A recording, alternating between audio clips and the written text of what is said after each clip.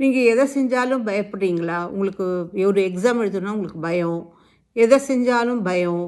நம்ம ஒரு பேசுறதுக்கு பயம். எங்கேயாவது கார் ஓட்டுறதுக்கு பயம்.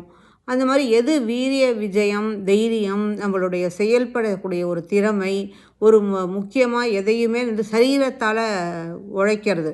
அதுலலாம் இல்ல எனக்கு தைரியமே இல்ல, எனக்கு உடம்புல ஸ்ட்ரென்த் இல்ல, என்னால இந்த வேலை செய்ய முடியாது, அப்படியெல்லாம் உங்க மனசுல தோன்றது அப்படின்னாக்க, உங்களுக்கு கடகத்துல செவ்வாய் நீச்சம் அடைஞ்சிருக்கு அப்படின்னு அர்த்தம். செவ்வாய் அப்படிங்கிறவர் யாருன்னு கேட்டீங்கன்னாக்க, உங்க திடம், உங்க வீரியம், விஜயம், உங்கள ஜெயிக்கக்கூடிய ஒரு தன்மை, உங்கள எதையுமே எடுத்து முன்னின்று நடத்தக்கூடிய ஒரு விஷயம், உங்களுடைய சகோதரர், உங்களுடைய ப்ராப்பர்ட்டி அந்த மாரியான விஷயத்துக்கு முக்கியமா செவ்வாய் தான் முக்கியம். ஸோ இந்த மாரி விஷயத்துல உங்களுக்கு பாதிப்பு உண்டாகலாம். ஆனா, இந்த பாதிப்பு உங்களுக்கு நீச்சம் அடைஞ்சிருக்கு. அதனால உங்களுக்கு இது நிரந்தரமா இருக்குமா? அப்படின்னு கேட்டா இல்ல. இந்த இடம் உங்களுக்கு நீச்சபங்க ராஜயோகம் உண்டு. இந்த இதுக்கு கேந்திரத்துல உங்களுக்கு கடகத்துக்கு கேந்திரத்துல சனி உச்சமடைஞ்சிருக்கலாம். எதிர்த்தாப்புல செவ்வாய் இதுல மகரத்துல செவ்வாய் உச்சமடைஞ்சிருக்கலாம். இல்லையா உங்களுக்கு இதுல இதில மேஷத்தில உங்களுக்கு சூரியன் உச்சம் அடைஞ்சிருக்கலாம்.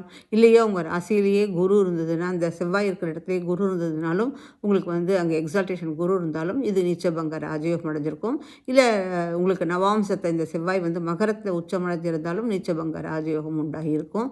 அது மட்டும் இல்லாமல் செவ்வாய் எந்த நட்சத்திரத்தில இருக்கு, எந்த தசை நடக்கிறது, யாருடைய பார்வை படுறது, இப்போ சப்போஸ் நீச்சபங்க ராஜயோகம் இல்லாட்டினா கூட, ஒரு சுபகிரகத்தோட பார்வை பட்டாலோ, இல்ல சுபகிரகத்தோட சேர்ந்து இருந்தா கூட, இதுக்கு ஒரு நற்பலன்களை கிடைக்கும். அப்படிங்கிறது தான் வேத சாஸ்திரம் சொல்றது.